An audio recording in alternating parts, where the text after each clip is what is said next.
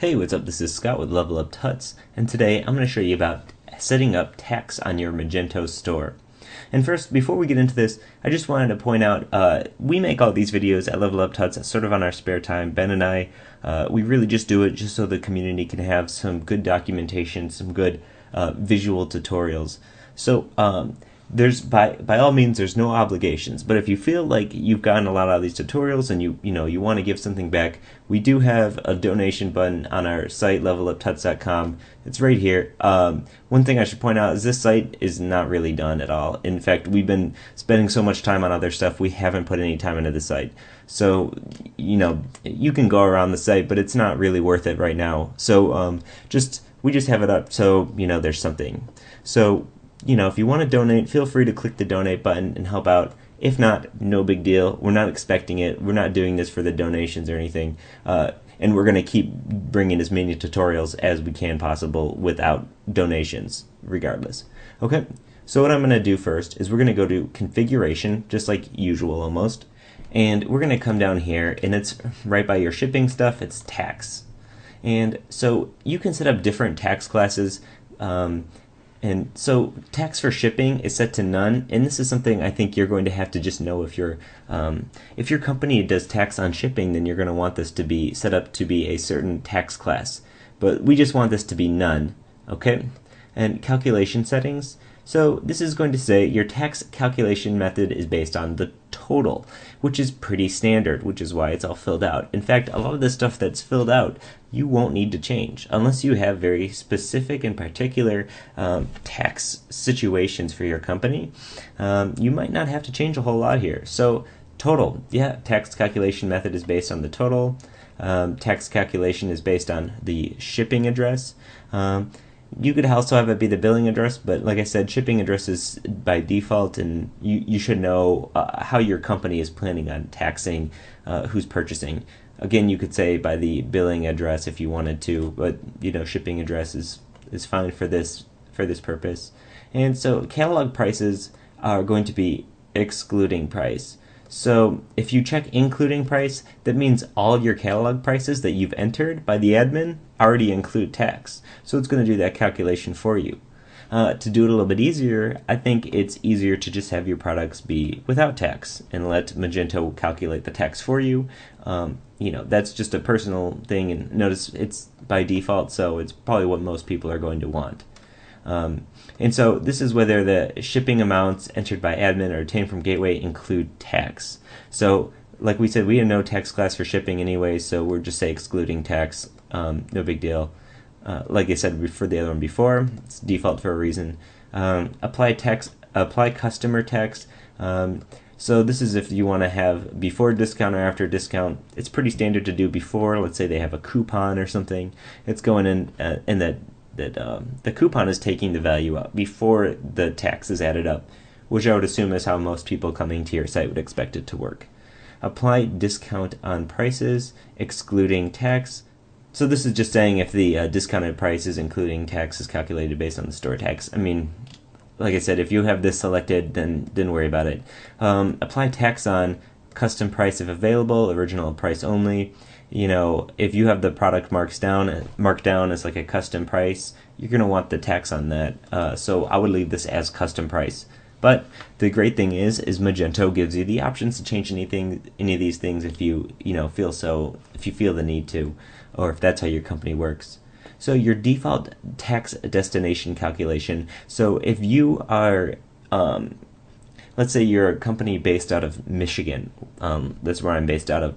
If you want to only tax people who are buying things and shipping it to Michigan, sales tax, because that's all that's all you have to tax, then the origin state is going to be Michigan, and the default postal code is this asterisk, which is just a wild card. This just means Michigan. You can have this be a zip code or a postal code if you want, but I'm going to leave it as the wild card, okay? Price display settings. This is if you want your prices to physically show with the text on your site. So if you're visiting the site, you have the price value that will be including tax. It's a little bit different from this if you're entering taxes, if you're entering your price with the tax. This is just how it's displaying. So we want this to be excluding tax because, like most stores, I think that's what your customers would expect to see. And then, okay, so shopping cart display settings. So display prices excluding tax, display subtotal excluding tax, display shipping amount excluding tax. And this way it will separate it out, and then it'll have, so you can include tax and grand total. Actually, when I have this be yes. Like I said, these things are all sort of personal preference. It's how your store is working. I would like the tax included in the grand total so that people can see what the final amount is before they hit go, and that's including tax. So if you want them to have a full tax summary, yeah, this will show the tax for shipping, the tax for the goods, everything. And display a zero tax subtotal. No, I don't think you need to do that. So one more thing, we have orders, invoices, credit memos. We want them, I would probably have this to be the same thing. We want them to see the tax summary. We want them to see the tax, the final price, and the grand total. But like I said, you can configure it differently. And fixed product tax. Fixed product tax involves a little bit more configuration. If you include this or enable this, this is basically a way to say that this particular type of product is always going to have a fixed tax. So if your region has a fixed product tax for a certain type of product, you can look into setting this up. Basically, if you turn this on, you're going to have to add an attribute. There's a little bit more of a process for it, which we'll probably get into in a later tutorial if there's the need for it. It's a pretty particular case. If you want fixed product tax, I think that's a little bit outside of this tutorial itself, but we'll go over that at a later date. So this is really the basics to set up tax. And after you have everything filled in here, your default state and everything, your tax should be completely configured. So now that we have that all configured, let's go to our sales tax, and we're going to set up our tax zones. So we're going to go to tax zones and rates, and this is who you're taxing. Looks like by default they have the tax rate for New York and California in here. I'm going to add a new one, and this is going to be for Michigan. So I'm just going to have MI state Michigan. Zip post is in range. No, we just have an asterisk here. This saying any zip code, and the percent here is 6%. So we're just going to do 6 even like that, and we don't need to have any different titles here. So we're just going to have this be empty. So now we have just Michigan. You can get more specific with it here, and you can set up as many as you want, but this is just Michigan. So next we're going to change our tax rules, and you can have different products be set to different things. I'm going to, because this is default, I'll set default to Michigan, and I'm going to set just this one to Michigan as well, this taxable goods, because if we go to our products, manage products, they're going to be set to different things. So let's click here. If you're doing this all from yourself, from the start without this additional info brought in, then you won't really have to worry about this.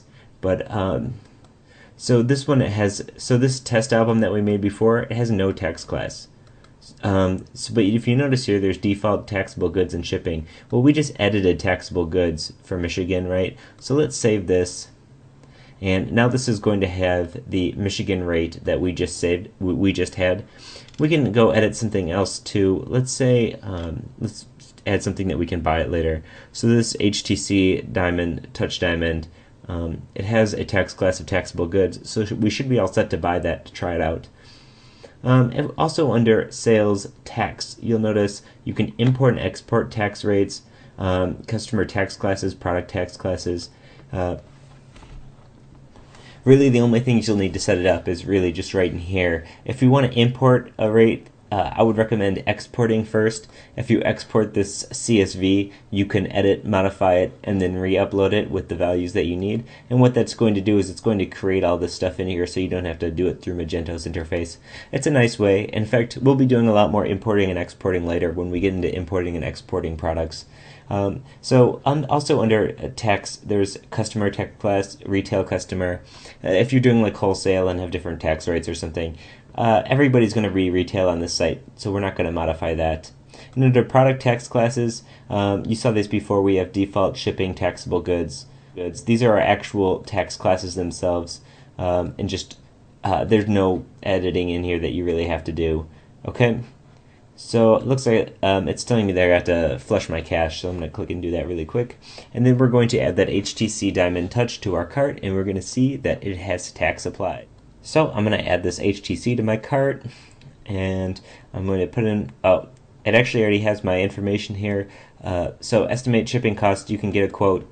And since I have it selected to show the tax, if you notice here, it has tax is $45 on this. If you click to expand, it shows the information. So Michigan 6%.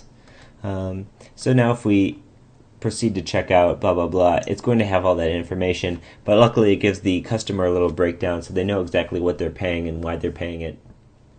Okay, so that is the tax section under configuration in Magento. If you have any questions or comments, hit us up at in the comments or at Twitter at LevelUpTuts.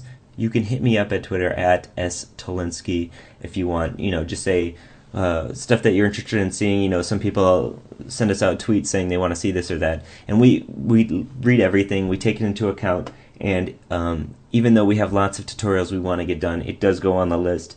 And so we want to teach you what you want to learn and what you want to see. Okay? So as always, this is Scott, and thanks for watching. Bye.